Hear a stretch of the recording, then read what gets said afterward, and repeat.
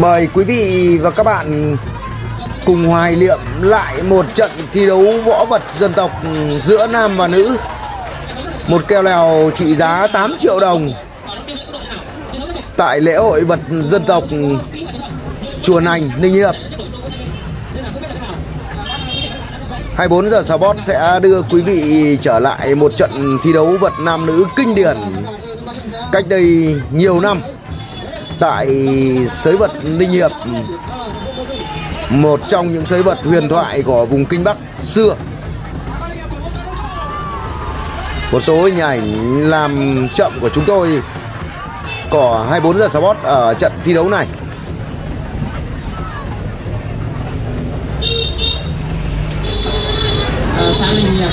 Và mời quý vị và các bạn cùng hướng đến thảm đấu sới vật làng Ninh Hiệp để theo dõi trận thi đấu vật lèo giữa nam và nữ. Một nữ đô rất xinh đẹp của Đại học Thể dục Thể thao giữ giải lèo 5 triệu đồng do đồng ngũ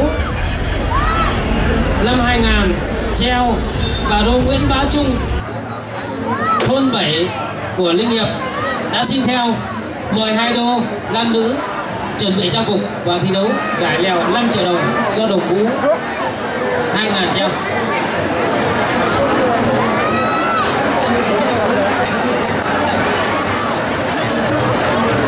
Đã là các đô vào vật thi đấu đóng khố chúng tôi mới đồng ý, nếu mà vật quần áo dài là chúng tôi không đồng ý. Bởi vì đô Trung cũng là đô chuyên nghiệp rồi. Đô Trung mà bán mặc này thì không phải đô.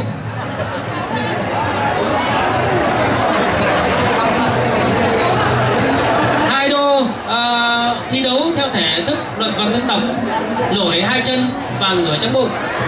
Đây không phải là luật vật tự do, nên là hai đô phải lưu ý. Và đô có xanh đô Phạm Thị Ngọc Khánh của trường đại học Thể dục Thể thao Từ Sơn đã chuẩn bị trang phục rồi. Vâng. Ở đầu lèo 3, sau khi đô Nguyễn Văn Bình toàn thắng ở lèo số 14 xin dớ đầu lèo 3, và ở đầu lèo 2 đô Trần Văn Tuấn của Vĩnh Phúc dớ, và còn ở đầu lèo 1 chưa có đô nào dớ. Vậy kính mời các quý đô vào đăng ký ở đầu lèo 1 thi đấu với đô Trần Văn Tuấn ở đầu lèo 2 và thi đấu với đô Nguyễn Văn Bình của đầu lèo 3. Xin kính mời các quý đô.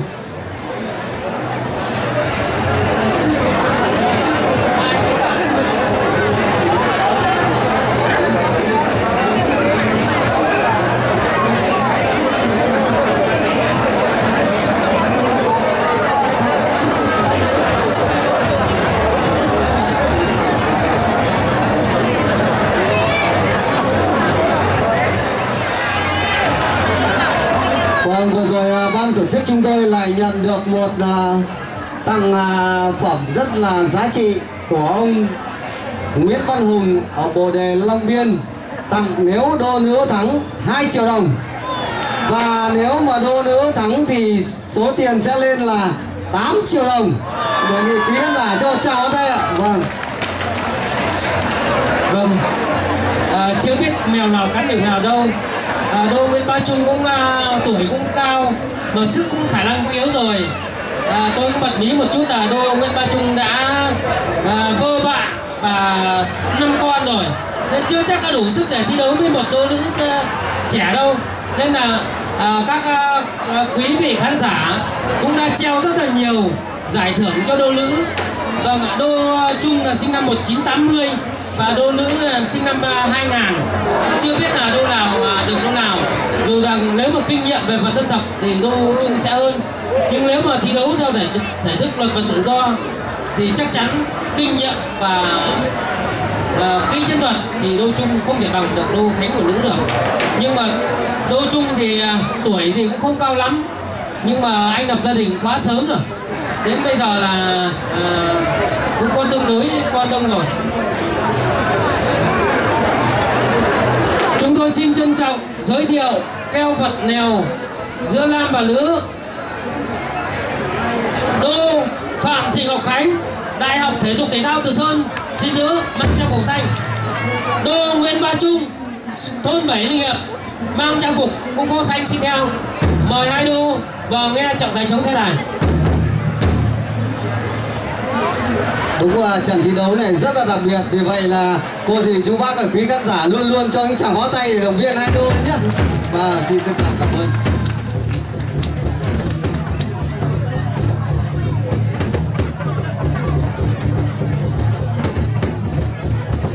Tôi lưu ý đây là thể thức cao độ dân tộc Việt Nam chứ không phải là tự do rồi hết cho thua.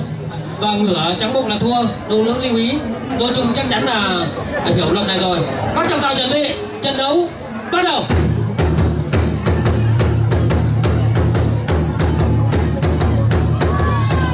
Để cái quý khán giả thưởng cho một tràng pháo tay nào.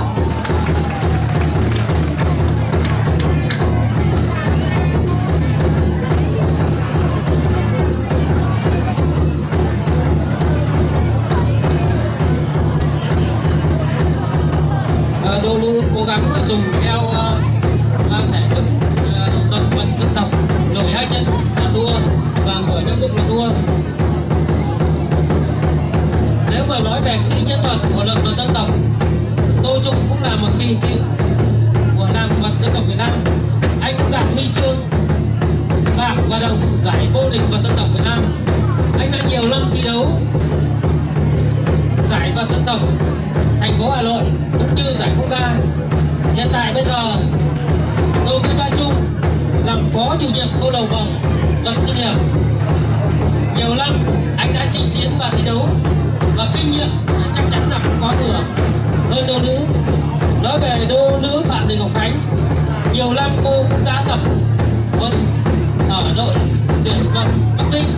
Cô cũng đã đạt nhiều huy chương của giải trẻ quốc gia theo thể thức luật vật tự do, nhưng cô chưa thi đấu luật vật dân tộc nhiều nên là kinh nghiệm về luật vật dân tộc chắc chắn là đô Phạm Thị Ngọc Khánh không có kinh nghiệm bằng đô Nguyễn Bá Trung. Nhưng với sức trẻ, sức khỏe và kinh nghiệm thi đấu thì chưa biết đô nào thắng đô nào. Vâng, quý vị khán giả và các bạn đang theo dõi kèo vật giữa nam và nữ 8 triệu đồng. Nếu mà đô vật nữ thắng được 8 triệu đồng và đô nam thắng thì được 6 triệu đồng.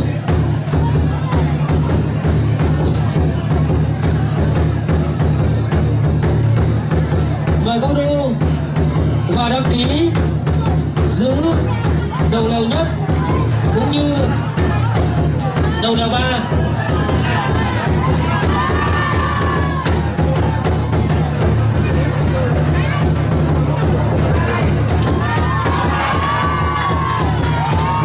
Vâng, khán giả trong phần tràng vỗ tay không biết là đô Trung đã nổi hay không? Vâng, trọng tài quốc gia Phạm Quỳnh Tung đã giơ tín hiệu là đô Trung đã khóa ngược tay của đô nữ rồi, nên là đã ra tín hiệu cho cho trọng tài chống dừng chống. Hai vận động viên tiếp tục thi đấu.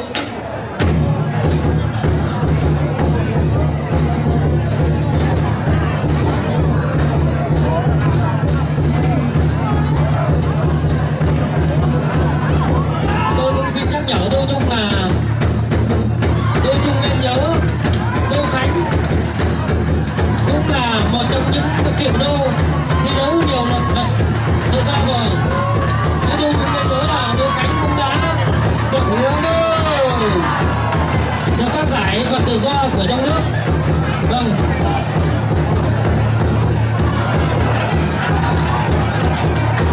Mời quý đại biểu cho một tràng pháo tay nữa.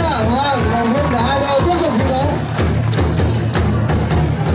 Đô Trung nên nhớ là không phải trâu là thắng bò đâu. Dù rằng là Lan khỏe như trâu nhưng nữ cũng mà mạnh như bò, nên là đô Trung lưu ý. Bây giờ tôi thấy đô Trung mắt đã hoa rồi. Đô Khánh cố lên. Nếu đô Khánh thắng trận này là ban tổ chức và các nhà hảo tâm thưởng đô Khánh 8 triệu đồng. Tôi ra ngoài rồi. Hai đô phải tiếp tục. Đô Trung cũng đã say rồi. Vâng, khán giả đi về cho một tràng vỗ tay cổ vũ đô Trung đang để lấy sức thi đấu. Trận đấu tiếp tục.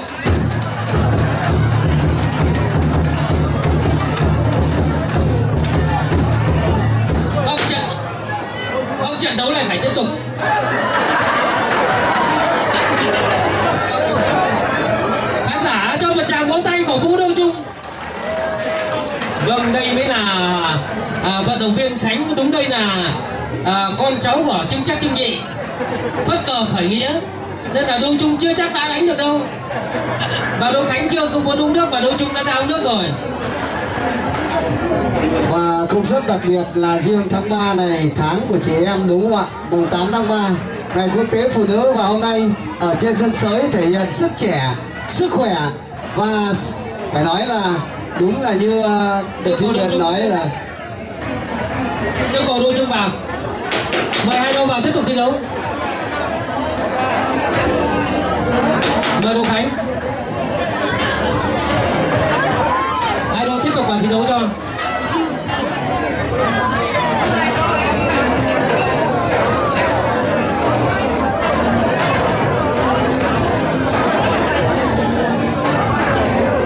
Vâng ạ, cái tuổi nó đuổi đi cái sức xuân nên Đô Trung lưu ý. Trọng tài chuẩn bị, các đội chuẩn bị, trận đấu tiếp tục.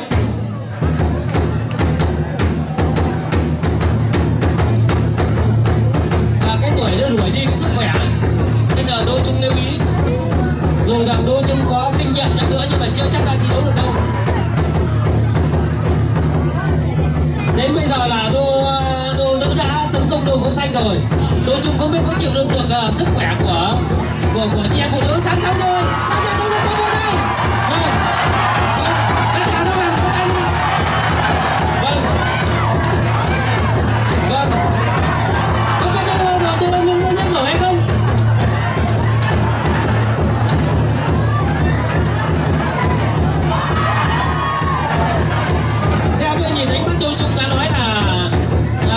Đã tổ chức phát rồi, không biết là có tránh được lần này của đôi nữ không? Vâng, là Đô Trung đã tránh được rồi. Vâng, các chàng theo một chàng vỗ tay. Ai cho Đô Trung không để nói nữa thì ạ.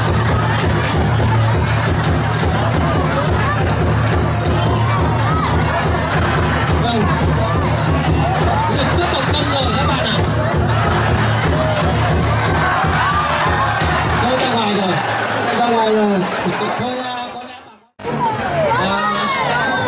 Nếu mà Đô Trung không đủ sức thì cũng nói ban tổ chức trước, không sau lúc về là lại mệt. Mời hai đô vào sân sới cho.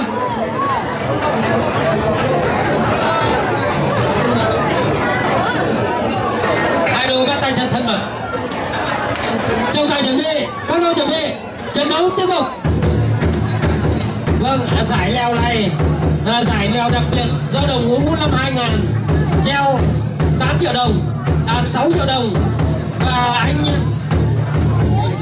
anh Hùng của Bồ Đề Long Biên cũng treo thêm 2 triệu đồng nữa. Nếu mà đô nữ thắng thì treo thêm 2 triệu, đô nữ mà thua thì 2 triệu đó sẽ trả lại anh Hùng của Bồ Đề Long Biên.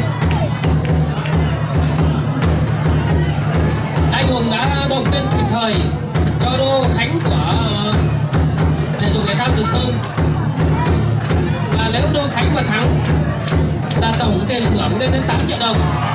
Đô Khánh thua thì Đô Trung được 6 triệu đồng và 2 triệu đồng do anh Hùng ở Bồ Đề Long Biên treo sẽ trả lại anh Hùng của Bồ Đề Long Biên. Vâng, các bạn cho một tràng vỗ tay của Hoa Đô.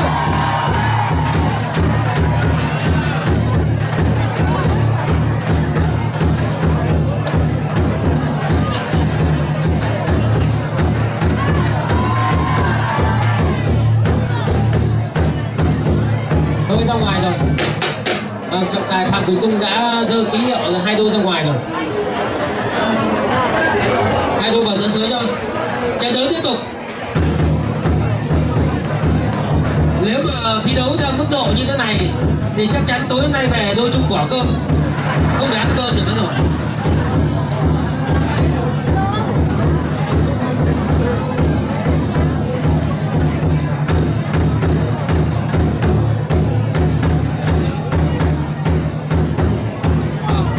Đô Trung có thể thấm mệt rồi. Thi đấu theo mức độ như này chắc chắn Đô Trung sẽ nhiều vấn đề lắm đây. Vâng. Đô nữ cố lên nhắc nổi Đô Trung là 8 triệu đồng sẽ thuộc về Đô nữ. Đô Khánh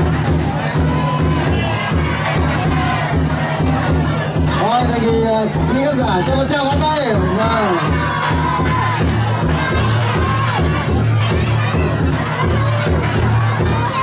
Vâng, tôi chung đã nhắc rồi tôi xin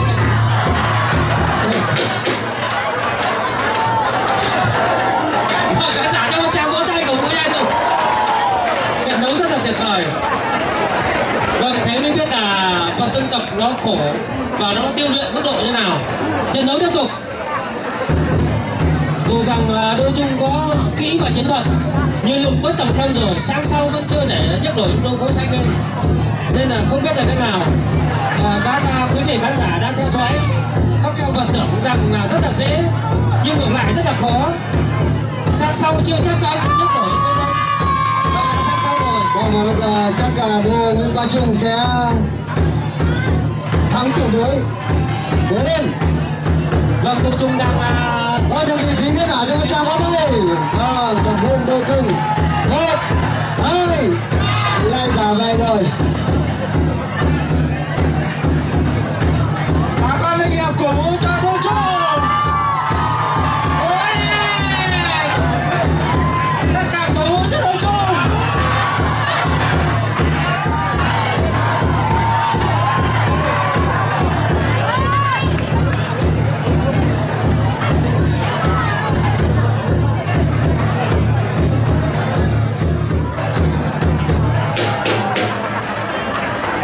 Vâng, hai đôi ra ngoài rồi. Trận đấu phải tiếp tục. Nếu mà nghỉ thì là thời gian cũng không cho phép rồi. Hai đôi tiếp tục.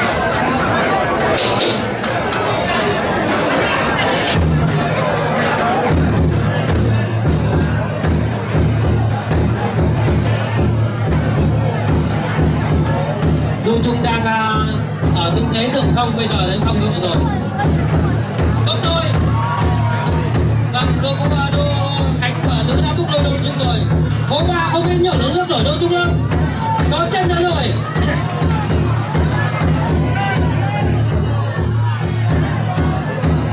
Cái chiến thuật của trẻ đâu.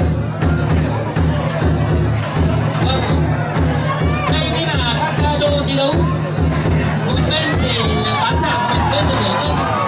Vâng, một bên nữ thì là con cháu của chức trách chính trị, một bên là của quân của Nguyên Huệ, không biết là bên đâu nào thắng đâu nào đây. Vâng, khán giả cho một tràng vỗ tay cổ vũ hai đôi.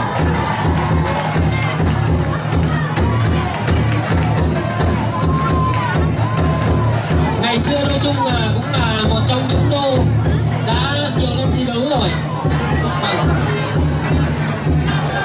Thôi có lẽ trọng tài cho hai đôi tạm nghỉ một chút. Ban tổ chức cũng thấy là đôi chung không mệt, không đủ sức rồi.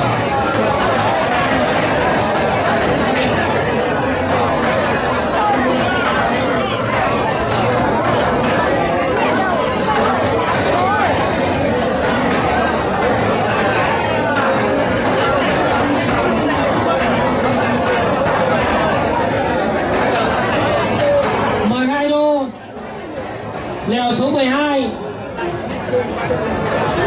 Đô Nguyễn Xuân Trường của Quốc Oai đã giữ, và đô Nguyễn Nhật Văn của đã nên trao phần thưởng cho hai đô.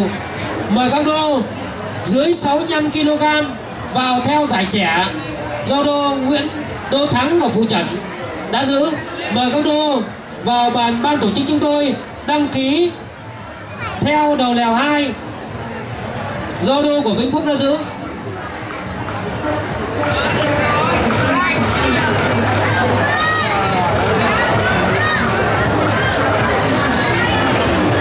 Mời hai đôi lèo nam và nữ vào tiếp tục thi đấu.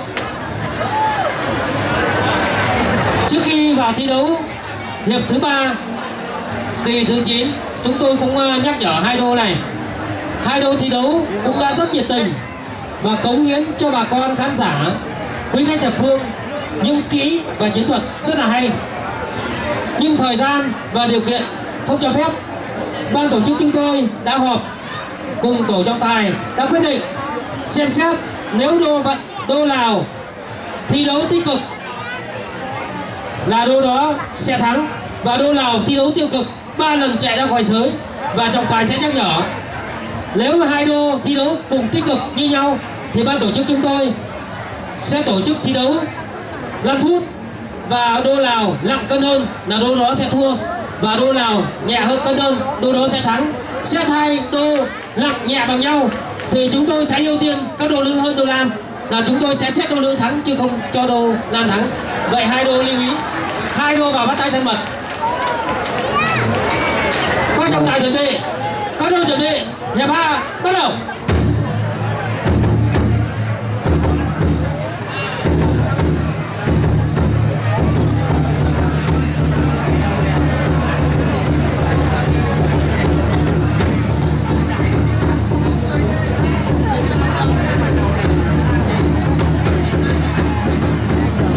Một tràng vỗ tay cổ vũ hai đô.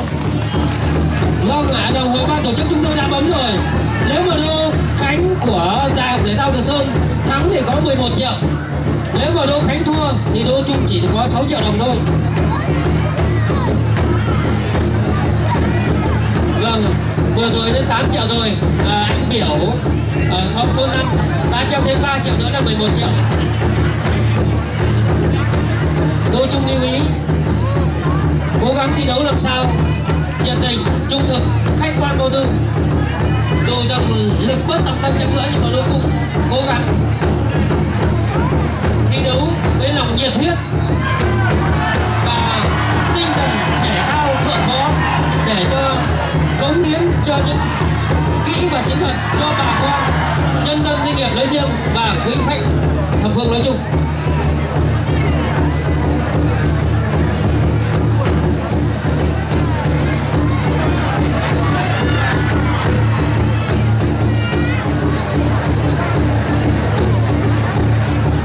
Vâng, khán giả trong 100 vỗ tay của Vũ Thái Đô. Bây giờ là sang phút thứ 2 của hiệp 3 rồi. Nếu 3 phút nữa các trọng tài lưu ý, nếu vận động viên nào, các đô nào mà thi đấu tích cực, xét theo tích cực thì chúng tôi sẽ cho vận động viên nào đô đó sẽ thắng.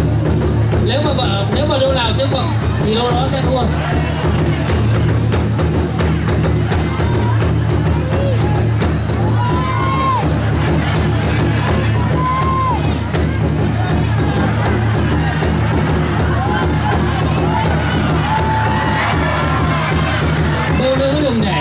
Đừng để ban tổ chức chúng tôi lại để giảm lại phong bì cho các nhà hảo tâm. Đã có 2 nhà hảo tâm, anh Biểu và anh Hùng đã tặng thêm 5 triệu nữa rồi. Nên nếu mà đôi nữ mà cố gắng sức khỏe lên để ban tổ chức chúng tôi đỡ phải hoàn trả lại tiền cho các nhà hảo tâm.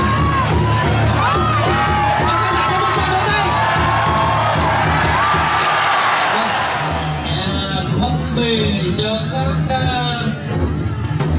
nhà hảo tâm.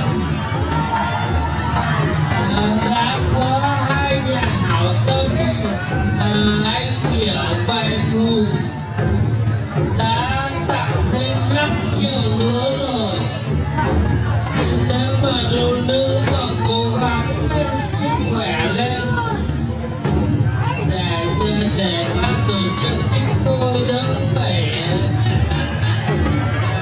hoàn trả lại tiền cho cả người công.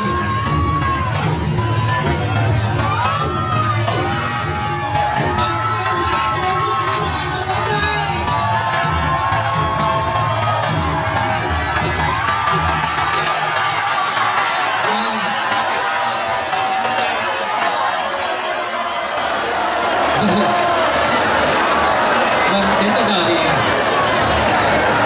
chúng tôi mới thừa nhận rằng nói một câu này, quý vị và khán giả và các bạn phải lên thán phục tất cả các chị em phụ nữ. Tôi đã nói từ đầu rồi, phụ nữ là một nửa thế giới. Đây phụ nữ là một trong những người đã cầm cờ khởi nghĩa của từ thời Trưng Trắc Trưng Nhị. Vận động viên nữ Phạm Thị Ngọc Khánh đã nhiều năm tập huấn và thi đấu rất là nhiều lần rồi, và đôi chung nếu mà nói về tuổi tác đôi chung hơn rất là nhiều, nên là cũng lực bất tòng tâm. Đôi chung thể lực cũng có giảm xuống, sức khỏe thì cũng giảm, kỹ chiến thuật thì được, Mời hai đôi vào giữa giới chúng tôi công bố kết quả cao vật vừa qua. Chúng tôi xin công bố kết quả cao vật vừa qua. Với một đòn sang sau, Tô Trung cố nhấc lửi Tô Lữ lên khỏi mặt thảm, nhưng Tô Lữ đã có kỹ và chiến thuật tốt hơn. Tô Lữ đã nhấc lửi một chân của Tô Trung lên và sau đó dùng lực của mình và dùng chân của mình đá lốt chân thứ hai của Tô Trung khỏi mặt thảm. Vậy phần thắng thuộc về đô Phạm Thị Ngọc Khánh của Trường Đại học Thể dục Thể thao Từ Sơn. Quý khán giả cho một tràng pháo tay là với trận thi đấu của Đô Ngọc Khánh. Anh Nguyễn Văn Biểu và anh Hùng lên trao phần thưởng cho Đô Khánh, và ban tổ chức chúng tôi xin mời ông Nguyễn Văn Đại, chủ nhiệm câu lạc bộ vật xã Ninh Hiệp, lên trao giải lèo cho Đô Phạm Thị Ngọc Khánh và 11 triệu. Và ban tổ chức thấy Đô Trung thấy thấm mệt rồi và có một phần thưởng nho nhỏ để động viên Đô Trung. Mời Đô Trung vào sân. Vâng, ở giải 11 triệu vừa qua thì hội đồng ngố năm 2000 là 4 triệu. Ông Hùng của quận Long Biên 2 triệu đồng, ông Bình 1 triệu đồng, Hà Năm 6 năm 1 triệu đồng, và đặc biệt anh Biểu của Ninh Hiệp 3 triệu đồng, tổng bằng 11 triệu đồng. Vâng. Vâng, xin trân trọng cảm ơn các nhà tài trợ vừa qua. Kỹ và chiến thuật của Đô Trung rất là tốt, nhưng mà đến bây giờ là lực bất tòng tâm rồi. Quý vị và khán giả thấy các đô thi đấu tưởng là ngon, nhưng không đủ, có đủ kỹ chiến thuật nhưng không đủ sức.